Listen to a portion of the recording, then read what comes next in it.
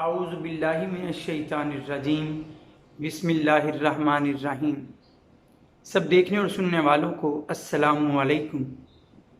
Video के आगाज़ में आप लोगों को आज दो स्लाइड्स नज़र आएँ, दो स्क्रीनशॉट्स आपके साथ शेयर किए गए, क्योंकि दोनों सवालों की नौइयत, दोनों सवालों का मवाद कमो बेश यकसां था।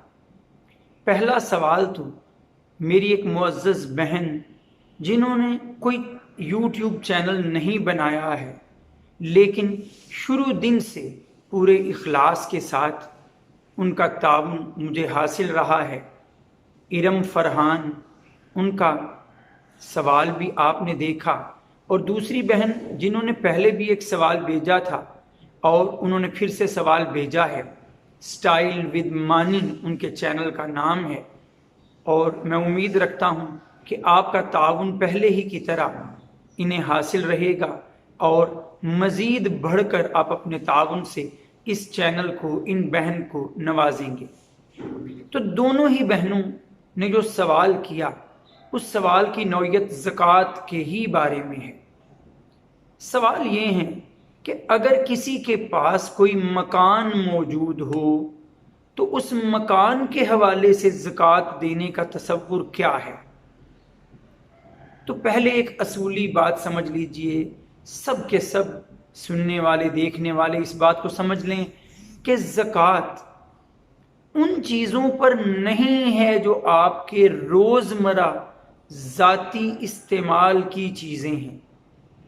अगर वो आपके ज़ाती इस्तेमाल की रोज़मर्रा में इस्तेमाल होने वाली चीज़ें हैं तो अल्लाह ताला ने ऐसी किसी चीज़ पर ज़कात नहीं रखी। आप जो लिबास पहनते हैं उस लिबास पर कोई ज़कात नहीं है। आप चाहे महंगे तरीन जूते पहनते हैं, उन पर कोई ज़कात नहीं है। आप अपनी सवारी के लिए कोई महंगी गाड़ी भी इस्तेमाल करते हैं तो उस गाड़ी पर कोई ज़कात नहीं। आप किसी सादा से घर में रहते हैं या किसी बड़े बंगले में रहते हैं, किसी भी रिहायशी मकान पर जिसमें आप रह रहे हैं, उस पर, उसकी मालियत पर जितना मर्जी महंगा हो, कोई ज़कात नहीं है। लेकिन अब इसका दूसरा पहलू, आप कपड़े का कारोबार करते हैं, आप बने बनाए मलबूसात को बेचते हैं, तो ऐसी सूरत में आपको जूते बेचने से, लिबास बेचने से जो मुनाफा हासिल होता है, जो आमदन हासिल होती है, और साल भर अगर वो आपके पास अपनी ज़रूरत से ज़ायद महफूज रहती है तो फिर उस पर ज़कात होगी। यही हाल है, आप गाड़ियों का कारोबार करते हैं, आपकी गाड़ियां चलती हैं, तो गाड़ियों से जो आमदन हासिल होगी, गाड़ी की कीमत नहीं, जो गाड़ी से आमदन हासिल होगी उस पर ज़कात देना होगी। इसी तरह किराए पर दिए गए मकानात हैं, आप एक घर में रहते हैं लेकिन दो और घर हैं आपके पास, वो आपने किराए पर चढ़ाए हैं और उसके सिवा आपका कोई और जरिया आमदन नहीं, तो उस घर की मालियत पर तो ज़कात ना होगी।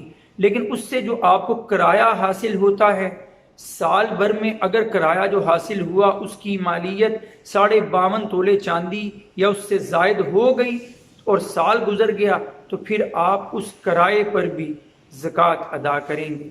उम्मीद है कि आप लोग इस मामले को अच्छी तरह समझ गए होंगे। व आखिर दावाना अनिल हम्दुलिल्लाहि रब्बिल आलमीन। अस्सलामु अलैकुम।